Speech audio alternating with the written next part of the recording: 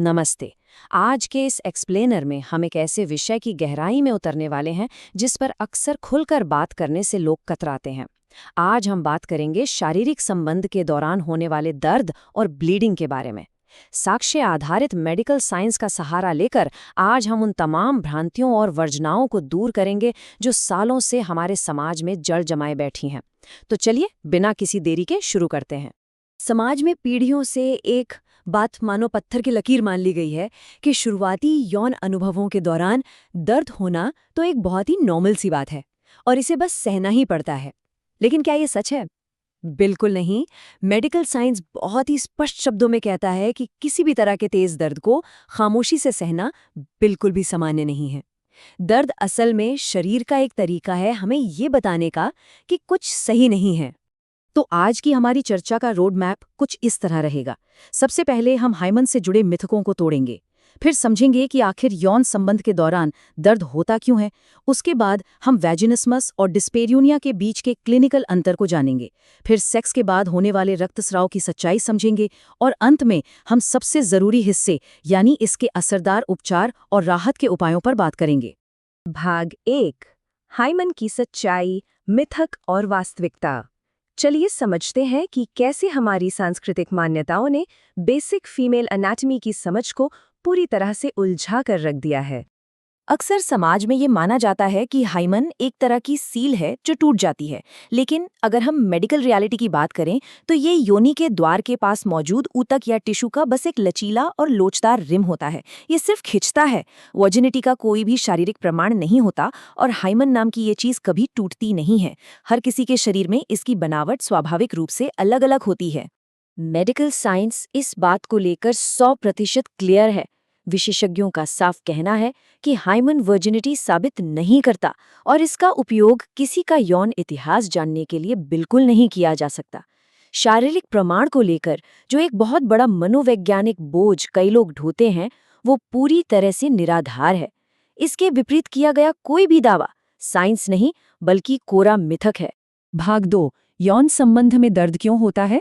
अब हम केवल हाइमन से आगे बढ़ते हैं और उन शारीरिक और भावनात्मक कारणों को समझने की कोशिश करते हैं जिनकी वजह से ये दर्द पैदा होता है। दर्द के पीछे कई अलग अलग वजहें हो सकती हैं।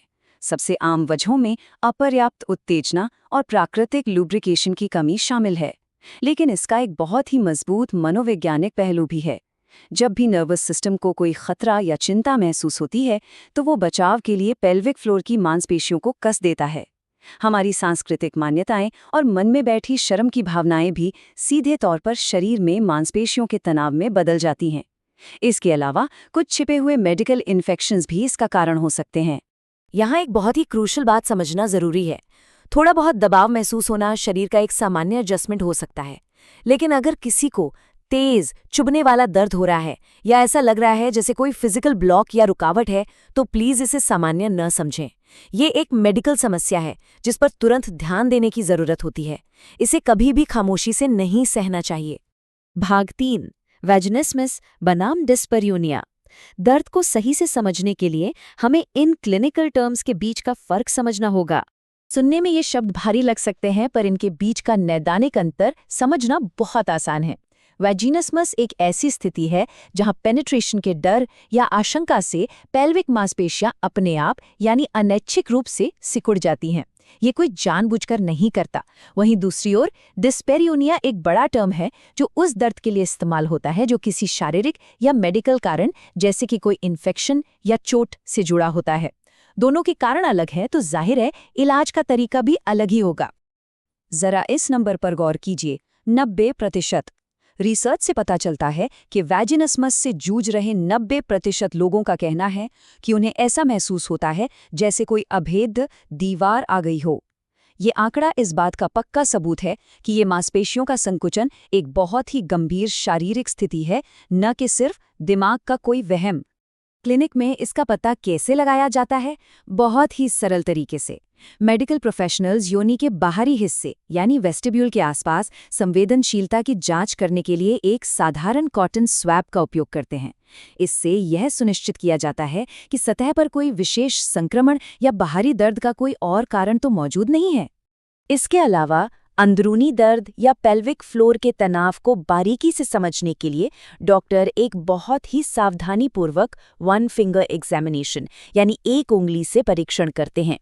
इस क्लिनिकल प्रैक्टिस का मुख्य मकसद यही होता है कि दर्द की एकदम सटीक वजह का पता लगाया जा सके ताकि सही इलाज शुरू किया जा सके।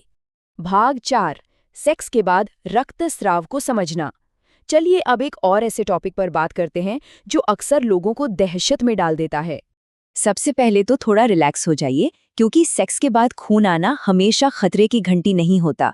इसके कई बहुत ही आम और पूरी तरह से हानि रहित कारण हो सकते हैं, जैसे कि लुब्रिकेशन की कमी से होने वाला घर्षण, सर्विक्स पर छोटे छोटे पॉलिप्स या फिर मेनोपॉज और स्तनपान के दौरान होने वाला योनि का सूखापन। हार्मोनल बदलाव और कुछ ऐसे STIs भी इसके कारण बन सकते हैं जिनका बहुत आसानी से इलाज किया जा सकता है। लेकिन हाँ, कुछ रेड फ्लैग्स यानी खतरे के संकेत जरूर होते हैं जिन्हें बिल्कुल भी इग्नोर नहीं करना चाहिए। अगर आपको बहुत भारी या लगातार रक्तस्राव हो रहा है या फिर मेनोपॉज शुरू होने के बाद ब्लीडिंग होती है तो ये चिंता का विषय है। इसके अलावा लगातार पेल्विक दर्द, असामान्य गांठें या लाल सफ़ेद धब्बे जैसी चीज़ें गंभीर स्त्री रोग संबंधी समस्याओं या कैंसर के संकेत भी हो सकती हैं। ऐसी स्थिति में तुरंत मेडिकल जांच करवाना बहुत ज़रूरी है। भाग 5 उपचार और राहत, आगे का रास्ता। अब तक हमने समस्याओं को समझा, लेकिन अब हम समाधान की तरफ बढ़ते हैं, क्योंकि इन सब का एक बहुत ही स्पष्ट और असरदार इलाज मौजूद है। साक्ष्यों के आधार पर ऐसे कई आसान कदम हैं जिन्हें आप अपने घर पर ही अपना सकते हैं। सबसे पहले तो एक सही लुब्रिकेंट का चुनाव करें जिसमें पैराबेन्स या ग्लाइकॉल ना हो। पेल्विक और हिप मसल्स की स्ट्रेचिंग करें। अपने पार्टनर के साथ बिना किसी झिझक के खुला संवाद रखें। पेरिनियल मसाज करें और गहरी सांसों के जरिए अपने नर्वस सिस्टम और पेल्विक फ्लोर को रिलैक्स करना सीखें। ये तरीके मांसपेशियों के तनाव को कम करने में कमाल का असर दिखाते हैं। एक बहुत ही दिलचस्प रिसर्च के बारे में बताऊं, शोध से पता चला है कि अगर आप 4 हफ्ते तक हफ्ते में सिर्फ 5 मिनट पेरिनियल मसाज करते हैं तो दर्द में एक बहुत बड़ी कमी आ सकती है। जरा सोचिए, पूरे 1 महीने में कुल मिलाकर सिर्फ 20 मिनट का इन्वेस्टमेंट और नतीजे इतने शानदार। ये उन लोगों के लिए बहुत बड़ी उम्मीद की किरण है जो लंबे समय से इस दर्द से जूझ रहे हैं। और अगर आपको लगता है कि बुनियादी तरीकों से पूरी राहत नहीं मिल रही है तो बिल्कुल परेशान न हो। मॉडर्न मेडिसिन में बेहतरीन क्लिनिकल उपचार उपलब्ध हैं। पेल्विक फ्लोर फिजिकल थेरेपी से लेकर वजाइनल ट्रेनर्स यानी डायलेटर थेरेपी तक। इसके अलावा डर को खत्म करने के लिए कॉग्निटिव बिहेवियरल थेरेपी और मेनोपॉज के रूखेपन के लिए एस्ट्रोजन जैसी चीजें भी मौजूद हैं। कहने का मतलब सिर्फ इतना है कि इस सफर में कोई भी अकेला नहीं है, मदद हर स्तर पर उपलब्ध है। तो आज के इस एक्सप्लेनर के अंत में एक बहुत ही जरूरी सवाल जो हमें खुद से और समाज से पूछना चाहिए, क्या यौन दर्द को हमेशा के लिए एक ऐसा खामोश बोझ बने रहना चाहिए जिससे बस सहना हमारी नियति हो, या क्या अब वक्त आ गया है कि हम खुलकर बात करें और इसे एक ऐसी मेडिकल कंडीशन के रूप में स्वीकार करें जिसका पूरी तरह से इलाज संभव है? विज्ञान ने हमें रास्ते दिखा दिए हैं, अब बारी हमारी है कि हम इन वर्जनाओं को तोड़ें और सही मेडिकल सपोर्ट लें। सोचने वाली बात है ना?